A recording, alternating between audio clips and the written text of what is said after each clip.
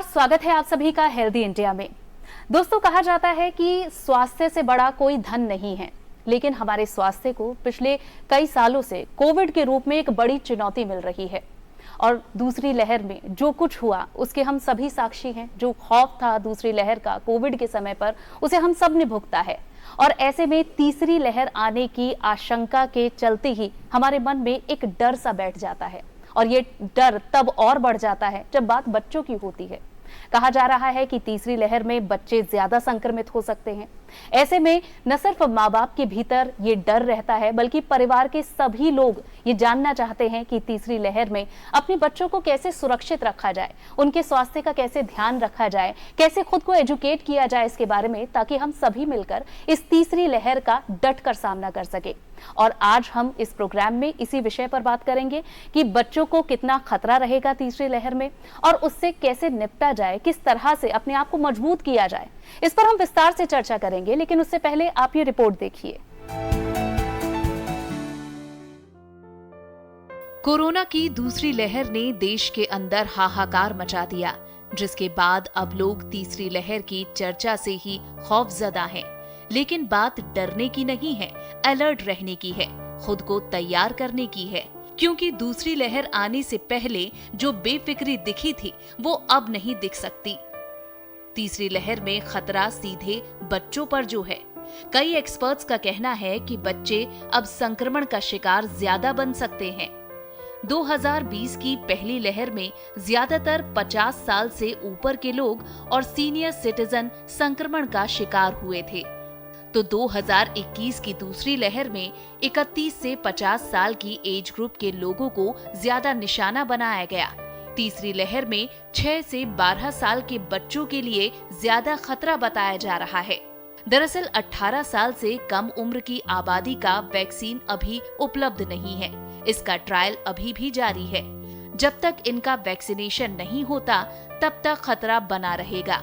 इसीलिए तीसरी लहर के बारे में सभी बच्चों को लेकर सहमे हुए हैं। हालांकि कई एक्सपर्ट्स की राय इस विषय पर बटी हुई है। एम्स के डायरेक्टर रणदीप गुलेरिया तीसरी लहर के विषय में बच्चों पर ज्यादा खतरे से सहमत नहीं है। तो अगर हम डेटा देखें फर्स्ट वेव का, सेकेंड वेव का, तो डेटा बहुत सिमिलर है और ये यही दर्शाता है कि जो बच्चे हैं वो प्रोटेक्टेड रहते हैं, उनको कम इन्फेक्शन होता है, और अगर इन्फेक्शन भी होता है तो बहुत माइल्ड रहता है। और ये वायरस तो वही है, वायरस तो चेंज नहीं हुआ है, तो इसलिए ऐसा कोई लक्षण, ऐसा कोई इंडिकेशन नहीं है कि जो थर्ड वेव है उसमें बच्चों में ज्यादा होगा। 0 से लेकर 18 साल तक के एज ग्रुप की आबादी देश की कुल आबादी का 30% है। इस आबादी में वायरस से लड़ने वाली हर्ड इम्यूनिटी तब तक तैयार नहीं हो सकती जब तक इनका वैक्सीनेशन नहीं होता। और अगर वैक्सीनेशन नहीं होगा तो तीसरी लहर में बच्चे ही इन्फेक्शन के बड़े कैरियर बन सकते हैं और दूसरों को संक्रमित भी कर सकते हैं। इसीलिए जरूरी है कि हम सभी कोविड एप्रोप्रिएट बिहेवियर रखें, जागरूक और सतर्क रहें, ताकि तीसरी लहर के असर को कम किया जा सके। तो इस बीमारी से जितना सतर्क और जागरूक हम रहेंगे, जितना एजुकेटेड रहेंगे, उतनी सावधानी से हम इसका मुकाबला भी कर सकेंगे। लेकिन इसके बारे में और किन किन बातों का आपको ध्यान रखना है, इस पर हम चर्चा करेंगे कुछ एक्सपर्ट डॉक्टर्स के साथ। उनका परिचय आपसे करा देते हैं। हमारे साथ हैं सबसे पहले डॉक्टर वीके गुप्ता जी। आप RML हॉस्पिटल के सीनियर पीडियाट्रिशियन हैं, आपका बहुत बहुत स्वागत है। हमारे साथ हैं डॉक्टर ममता जाजू जी, आपका भी बहुत बहुत स्वागत। आप चाचा नेहरू बाल चिकित्सालय से पीडियाट्रिक प्रोफेसर एंड HOD हैं। सबसे पहले चर्चा की शुरुआत डॉक्टर गुप्ता आप ही से करना चाहेंगे। जिस तरह से मिक्स्ड इंफॉर्मेशन और जानकारियां मिल रही हैं लोगों को इस थर्ड वेव में बच्चों के संक्रमित होने की, किसी का कहना है कि ज्यादा बच्चे संक्रमित होंगे, तो कोई कह रहा है कि बच्चों में सीवियर कंडीशन में संक्रमण नहीं दिखेगा, माइल्ड कंडीशन में दिखेगा। आपका इस पर क्या मत है? देखिए, संपूर्ण विश्व विगत 1.5-2 वर्षों से कोरोना नाम की वैश्विक महामारी से जूझ रहा है। हमने अभी इसकी 2 वेव्स देखी हैं जी। अभी अप्रैल मई में देश ने देखा था कि कोरोना की सेकंड वेव पीक पर थी, और अब कोरोना की सेकंड वेव डिक्लाइनिंग ट्रेंड पे है। सेकंड वेव में बच्चे और युवा ज़्यादा अफेक्टेड हुए हैं फर्स्ट वेव के मुकाबले, इसलिए ये कयास लगाए जा रहे हैं कि थर्ड वेव में बच्चे ज़्यादा अफेक्टेड होंगे। लेकिन ऐसा कोई प्रमाण नहीं है कि सिर्फ बच्चे ही अफेक्टेड होंगे। दूसरा ये इसलिए भी कयास लगाया जा रहा है कि 18 वर्ष से अधिक आयु वालों के लिए तो हमारे पास वैक्सीन है, हम पॉपुलेशन को वैक्सीनेट भी कर रहे हैं, और फिलहाल बच्चों के लिए अभी तक कोई वैक्सीन अप्रूव्ड नहीं है, तो इसलिए भी बच्चों में ज़्यादा होने के कयास लगाए जा रहे हैं थर्ड वेव में। लेकिन ये सब निर्भर करेगा कि हम लोग कैसे कोविड अप्रोप्रिएट बिहेवियर का पालन करते हैं, या हम कितनी पॉपुलेशन को वैक्सीनेट कर पाते हैं। अगर 70% के करीब आबादी को वैक्सीनेट कर लिया जाए तो हर्ड इम्यूनिटी का लेवल आ जाता है, जिससे कि ट्रांसमिशन रुक जाता है। डॉक्टर ममता, आपका तीसरी लहर को लेकर कोविड की क्या अनुमान है और बच्चों को कैसे देखा जाए इस तीसरी लहर में? तीसरी वेव में ये डिपेंड करता है कि ये कितना सीवियरिटी से स्प्रेड होता है और कितना कम्युनिटी में फैलता है। तो अंदाज यही है कि अगर ये स्प्रेड होगा तो कम्युनिटी में जिस प्रपोर्शन से 2 वेव्स में हमने देखा है, थर्ड वेव में भी ये बच्चों को उसी तरह से अफेक्ट करेगा। लेकिन ये कहना कि ये सिर्फ बच्चों को अफेक्ट करेगा, ये बहुत मुश्किल है। दूसरी चीज़, जैसा कि डॉक्टर गुप्ता ने भी बताया कि वैक्सीनेशन वाला बहुत बड़ा ग्रुप हमारा बच्चे हैं जो नहीं हो पाएंगे, तो इसलिए चांसेस है कि उन पे ज़्यादा वायरस अफेक्ट करे। लेकिन अच्छी चीज़ इसमें ये है कि जो 18 to 45 ईयर्स वाले जो पेरेंट्स हैं वो वैक्सीन हो जाएंगे, और मोस्टली जो ये इन्फेक्शन है घरों में, जब पेरेंट्स बाहर जाते हैं, जॉब पे जाते हैं, कुछ और पे जा रहे हैं, तब वो बच्चों के लिए लेके आ रहे हैं। तो अगर वो वैक्सीनेटेड होंगे, वो प्रोटेक्टेड होंगे, तो डेफिनेटली बच्चे भी कुछ हद तक घर में अगर हैं तो प्रोटेक्टेड रहेंगे। इसलिए होपफुली ये कहना अभी से बहुत मुश्किल है कि हम सिर्फ बच्चों को देखेंगे। बिल्कुल। लेकिन जो बात महत्वपूर्ण डॉक्टर ममता ने कही, डॉक्टर गुप्ता, दोनों में से आपको क्या लगता है, थर्ड वेव पहले आ जाएगी या फिर बच्चों के लिए अभी ट्रायल फेज में जो वैक्सीनेशन है वो वैक्सीन पहले आ जाएगा? एग्जैक्ट टाइम बताना तो अभी उचित नहीं है। कुछ कयास लगाए जा रहे हैं कि अक्टूबर नवंबर में भी आ सकती है, और ये आम लोगों के बिहेवियर पे भी डिपेंड करेगा। बिल्कुल। कि वो जैसे मास्क नहीं पहनेंगे, सोशल डिस्टेंसिंग नहीं करेंगे, भीड़ भाड़ वाली जगहों में जाएंगे, कम्युनिटी स्प्रेड होगा, और ये म्यूटेशन वायरस लगातार म्यूटेट हो रहा है, तो ये भी इसके ऊपर भी निर्भर करेगा कि वायरस की म्यूटेशन कितनी घातक है। जी। जैसे कि आपने देखा, पहले अल्फा आया, फिर डेल्टा आया, डेल्टा प्लस आया। डेल्टा वेरिएंट के कारण ही सेकेंड वेव हुई थी हमारी कंट्री में, जो कि भी डिक्लाइनिंग ट्रेंड में है। और वैक्सीनेशन भारत सरकार ने लक्ष्य रखा है कि वर्ष के अंत तक ज़्यादातर आबादी को वैक्सीन दिया जाए, और अभी कुछ वैक्सीन के ट्रायल चल रहे हैं बच्चों में भी, और मैं उम्मीद करता हूं कि आने वाले 2-3 महीनों में बच्चों के लिए भी वैक्सीन आ जाएगी। डॉक्टर ममता, जैसे डॉक्टर गुप्ता ने भी बताया कि किस तरीके से जो बच्चे हैं उन तक संक्रमण बड़ों से ही पहुंचा है, लेकिन एक जानकारी ये भी मिली है कि किस तरह से बच्चे कैरियर रहे हैं घरों में ज़्यादातर संक्रमण के लाने का। हालांकि बच्चों में इस तादाद में नहीं फैला ये कोविड, और अभी तक हम दुआ भी ये कर रहे हैं कि ना फैले। तो ऐसे में बच्चों को किस तरह से आप इस भूमिका में देख रहे हैं? इसमें होता क्या है कि अगर घर में कोई भी पॉजिटिव है तो उनको सिम्टम्स आते हैं, मान लीजिए खांसी, सर्दी, बुखार है, पर अगर घर में बच्चा है, और बच्चों को यूजुअली हमने जैसे बोला है कि बच्चों में सिम्टम्स नहीं है, कि कोई सर्दी, खांसी, बुखार नहीं है, तो बच्चे का कोई टेस्ट भी नहीं करा रहा है क्योंकि उसको कोई सिम्टम्स नहीं है जी, लेकिन वो उसने अपने अंदर वायरस तो लिया है, वो एसिम्प्टोमेटिक स्टेज में, तो वो वायरस उसकी बॉडी में है, और ये देखा गया है कि तकरीबन 20 से 21 दिन तक वो वायरस उसकी बॉडी में, तो अगले 15-20 दिन तक जो भी बच्चे के कांटेक्ट में आ रहा है वो उस बच्चे से इन्फेक्शन ले सकता है। कई बार ऐसा होता है कि घर में माँ बाप पॉजिटिव आ गए और बच्चा ठीक है, तो उन्होंने बच्चे को अपने दादा दादी के घर पे भेज दिया, लेकिन ये बड़ा रिस्की सिचुएशन है, क्योंकि माँ बाप तो पॉजिटिव थे, उन्होंने टेस्ट कराया, बच्चे का टेस्ट ही नहीं कराया, और बच्चे को कोई सिम्टम्स भी नहीं थे, लेकिन वायरस था बिकॉज वो एसिम्प्टोमेटिक था, और उन्होंने जाके अपने दादा दादी के घर में स्प्रेड कर दिया। तो ये बड़ी एक खतरनाक सिचुएशन है, और इसमें हमेशा ध्यान रखना है कि अगर माँ बाप बच्चा साथ में है तो वो अपने साथ में ही रखे, उनको बड़ों के घर में, एल्डरली के लिए क्योंकि डिसीज और रिस्की है तो उनके घर में ना भेजें। डॉक्टर गुप्ता, ये बहुत ज़्यादा कंफ्यूजन रहती है क्योंकि बच्चों के सिम्टम्स हम इतनी आसानी से नहीं पहचान पाए हैं और ना ही इतनी ज़्यादा एजुकेट हैं हम इसके बारे में। बड़ों के बारे में हम जानते हैं कि अगर उन्हें बुखार होता है वो अपने मुंह से भी बता सकते हैं, लेकिन बच्चे इस मामले में ज़्यादा मासूम रहते हैं, बता नहीं पाएंगे क्या दिक्कत है। तो कुछ बड़े सिम्टम्स जो शायद हर पेरेंट्स को, परिवार के लोगों को पता होने चाहिए बच्चों के बारे में अगर संक्रमण आता है तो। देखिए, ये बड़ी अच्छी बात है कि ज़्यादातर बच्चों में माइल्ड या एसिम्प्टोमेटिक डिजीज ही होती है, जिसके कारण ज़्यादातर बच्चों को अस्पताल जाने की ज़रूरत नहीं पड़ती है। इसके जो सामान्यतः लक्षण होते हैं वो नॉर्मल किसी भी वायरल इन्फेक्शन या फ्लू की तरह ही, बुखार आना, खांसी, गले में खराश, या बड़े में आपने देखा होगा कि गंध ना आना, लॉस ऑफ स्मेल, यही जनरल सिम्टम्स हैं इसके। और बच्चों में ये बहुत अच्छी बात है कि बहुत ही माइल्ड बीमारी देखी गई है, क्योंकि इसके कारण बच्चों में एडमिशन की भी कम ज़रूरत पड़ती है। जी। और डॉक्टर ममता, जिस तरह से हम बात कर रहे थे कि जो स्तनपान माएँ करा रही हैं वो पॉजिटिव हो जाती हैं, तो फिर बच्चे का ख्याल कैसे रखें? बच्चे से क्या दूरी बनानी सही रहेगी या फिर कुछ सतर्कता के साथ बच्चे के साथ रह सकती हैं? माएँ अगर पॉजिटिव है और बच्चा पैदा हुआ है, न्यूबॉर्न है, अगर माएँ एसिम्प्टोमेटिक या माइल्ड सिम्टम्स के साथ में हैं, उस केस में भी माओं को अपना दूध बच्चे को ज़रूर पिलाना है, लेकिन थोड़ी एहतियात के साथ में। एहतियात ऐसे रखना है कि माँ को मास्क पहन के रखना है, हाथ धोना है, जब भी बच्चे को गोदी में लेंगे अपना हाथ अच्छे से धोएंगे, और बच्चे को जब सुलाना है तो थोड़ा साइड में सुलाएं, एकदम पास में चिपका के नहीं सुलाना है, लेकिन माँ और बच्चे को अलग नहीं रखना है। दूसरी चीज़ ये है कि अगर माँ खुद नहीं पिला पाती है, ज़्यादा बीमार है, तो माँ अच्छे से हाथ धो के अपना दूध एक कटोरी में, एक बर्तन में भी निकाल सकती है। और वो दूध जो केयर गिवर है, जो पॉजिटिव नहीं है, वो दूध की कटोरी वो लेके और वो बच्चे को दूध पिला सकते हैं। पर इन एनी केस माँ का दूध बंद नहीं करना है, क्योंकि माँ के दूध में जो बच्चे को प्रोटेक्ट करने के लिए क्षमताएं मिलेंगी, और अभी तो स्पेशली जो स्टडीज आई हैं उसमें ये बहुत क्लियर कट है कि जिन माओं को ड्यूरिंग प्रेगनेंसी कोविड इन्फेक्शन हुआ है, वो जो एंटीबॉडीज हैं वो माँ से बच्चे में भी जा रही हैं, तो बच्चे को प्रोटेक्शन मिल रहा है। तो ये इन एनी केस बच्चों के लिए बहुत प्रोटेक्टिव है। तो माँ का दूध बंद नहीं करना है, माँ का दूध बच्चे को ज़रूर मिलना चाहिए, ये ध्यान रखें। और डॉक्टर ममता, ये भी है कि जो महिलाएं स्तनपान करा रही हैं, हालांकि पहले तो कहा गया कि जो प्रेग्नेंट लेडीज हैं या फिर जो लैक्टेट कर रही हैं उन्हें वैक्सीन लेने की ज़रूरत है या नहीं, इसे लेकर भी भ्रम था, तो अब इसे लेकर क्या जानकारी? अभी ये है कि लैक्टेटिंग मदर जो माँ दूध पिला रही है, उनको तो गवर्नमेंट ने बिल्कुल बोल ही दिया है क्लियर कट के वैक्सीनेशन सेफ है, इनफैक्ट अच्छा है, क्योंकि वो एंटीबॉडीज प्रोड्यूस होंगे और वो एंटीबॉडीज बच्चों के लिए और इफेक्टिव हो सकती है।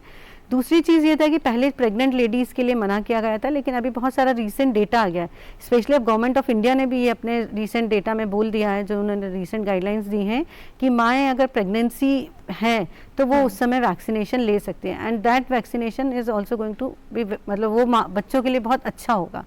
तो अभी जो दूध पिलाने वाली माँ है उनको तो वैक्सीनेशन लगवाना ही लगवाना है। लेकिन महिलाओं की जैसे बात कर रहे हैं डॉक्टर गुप्ता, देखने को ये भी मिल रहा है कि जिस तरह से जो वैक्सीनेशन ड्राइव चल रहा है उसमें महिलाओं का प्रतिशत जो है वैक्सीन लगवाने का वो कम है, 2 से 3% कम है पुरुषों के मुकाबले।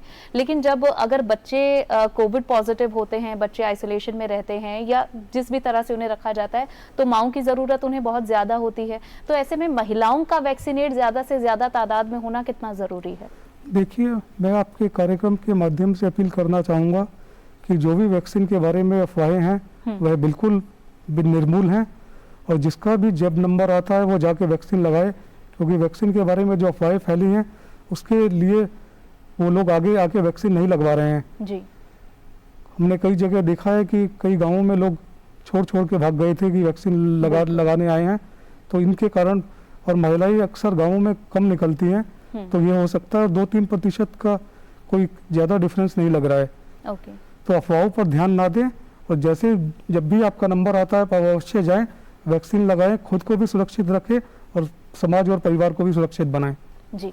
और डॉक्टर ममता, जिस तरह से हम बात कर रहे हैं ड्यूरिंग कोविड और पोस्ट कोविड, किन चीज़ों का ख्याल बहुत ज़्यादा रखना है पेरेंट्स को, उसके बारे में भी कुछ बताएं। पहली चीज़ बहुत ज़रूरी है कि जब भी कोविड अगर बच्चे को होगा तो हमें आइसोलेशन तो करना है, लेकिन आइसोलेशन में हमें ध्यान रखना है कि हमें बच्चे को अकेला नहीं छोड़ना है। जी। माता या पिता उनमें से किसी एक जने को रहना होगा बच्चे के साथ। इसीलिए ये ज़रूरी है कि इस पीरियड में माता पिता अपने आप को वैक्सीनेट करा लें। अगर वो वैक्सीनेटेड होंगे तो अगर बच्चा पॉजिटिव होता भी है और उनको बच्चे के साथ आइसोलेट भी रहना पड़ा, मान लीजिए अस्पताल में भी अगर बच्चा रहता है तो बच्चा अकेला नहीं रह सकता, उसके साथ में माँ या बाप को किसी को रहना पड़ेगा।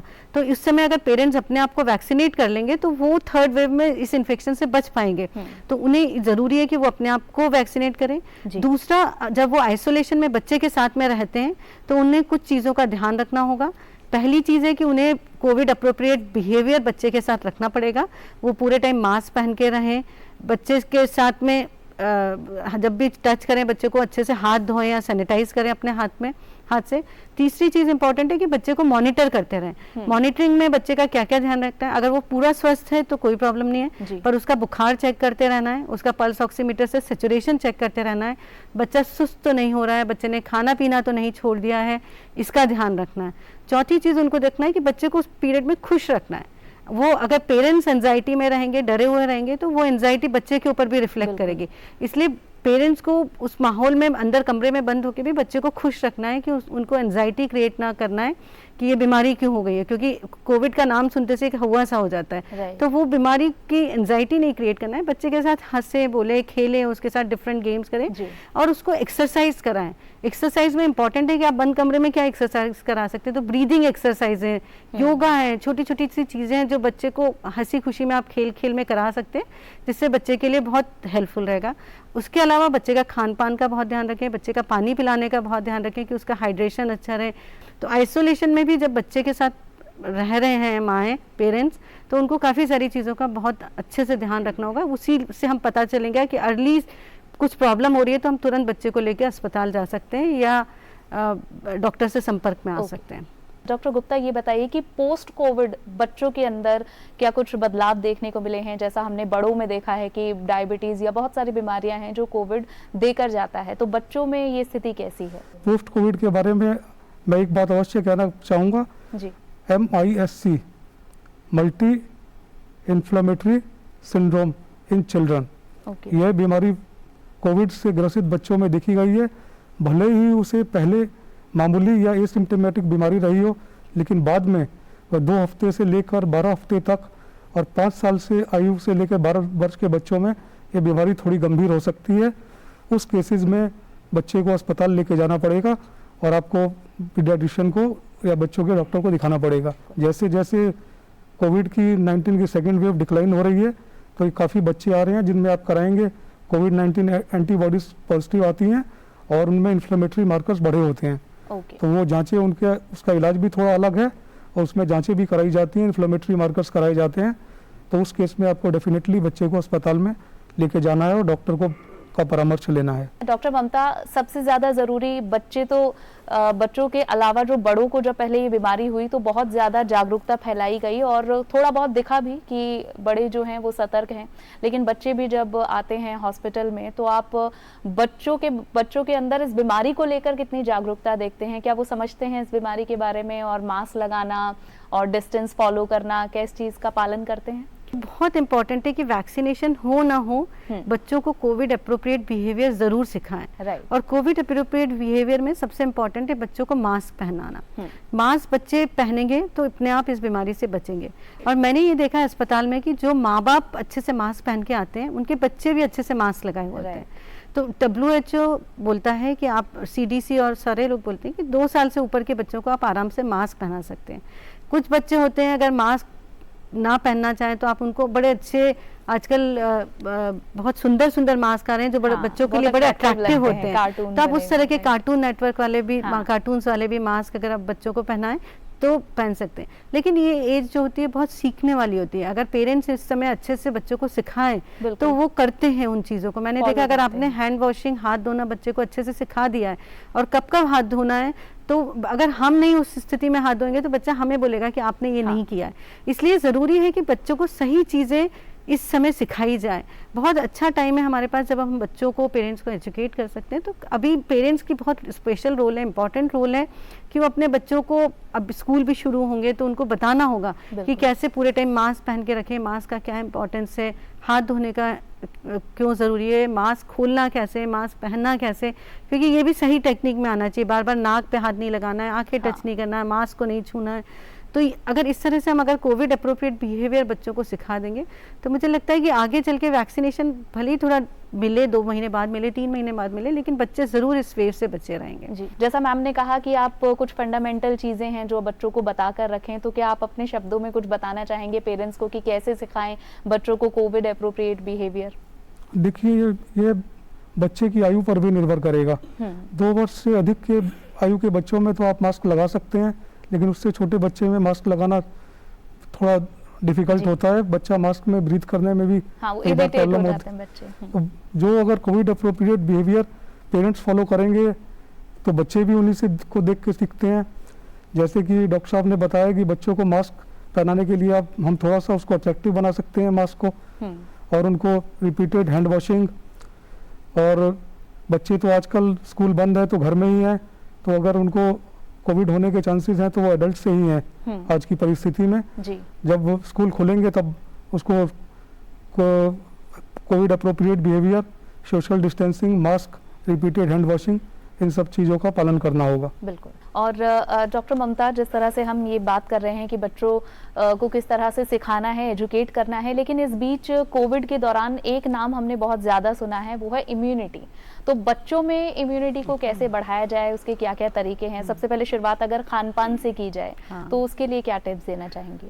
तो बच्चों में खान पान में सबसे इम्पोर्टेंट, अभी अगर हम नेचुरल इम्यूनिटी देखें तो सारा फूड और वेजिटेबल्स पे ही आता है जी। क्योंकि अभी आजकल के बच्चों को जंक फूड खाने की बहुत आदत है, सभी जानते हैं हम, बाजार का पैकेट फूड, पैक्ड फूड, ये सब भी बहुत खाया जाता है। तो मेरी पेरेंट्स से गुजारिश है कि अपने बच्चों को फ्रेश फूड खाने की आदत दिलाइए।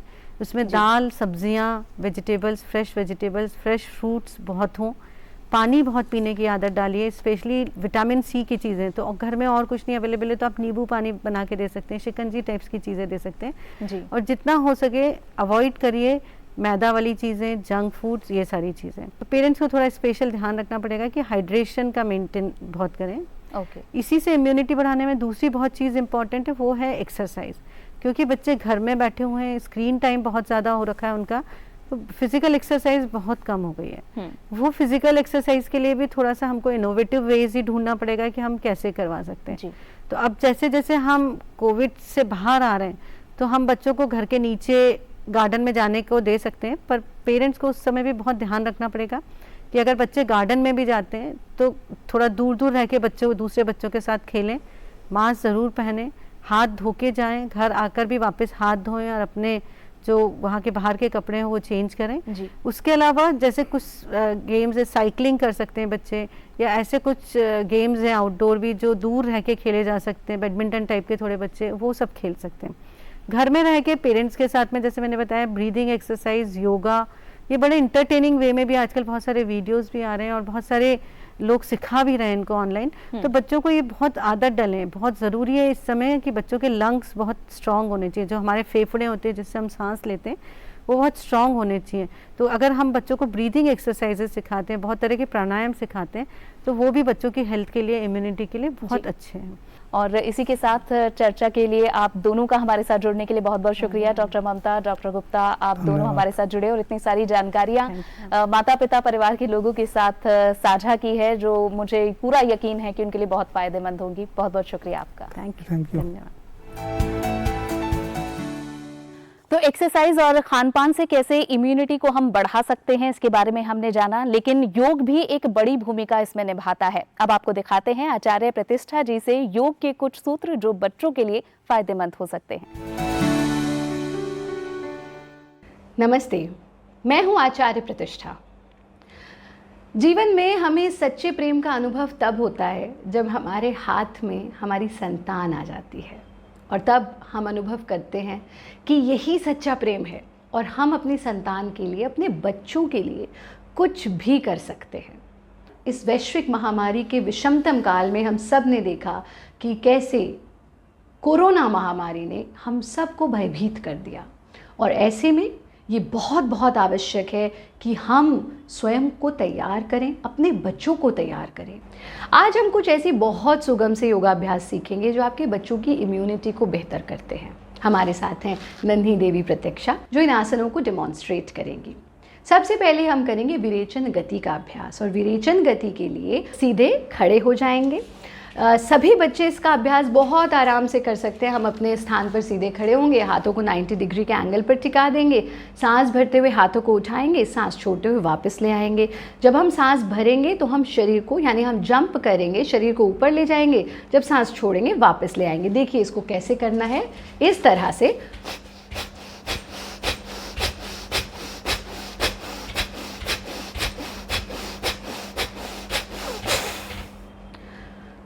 25वां 25th एक्सलेशन पूरा छोड़ दिया, फिर हाथों को फैला दिया, कंप्लीट इनहेलेशन, एक्सलेशन, पूरा गहरा सांस भरना, सांस छोड़ना, अपनी ब्रेथ को फील करना। 3 टाइम्स ऐसा करेंगे, फिर धीरे धीरे अपने हाथों को वापस ले आएंगे, आपस में मिला लेंगे, गर्दन को ढीला छोड़ देंगे, पैरों को खोल देंगे, पूरे शरीर को ढीला छोड़ देंगे।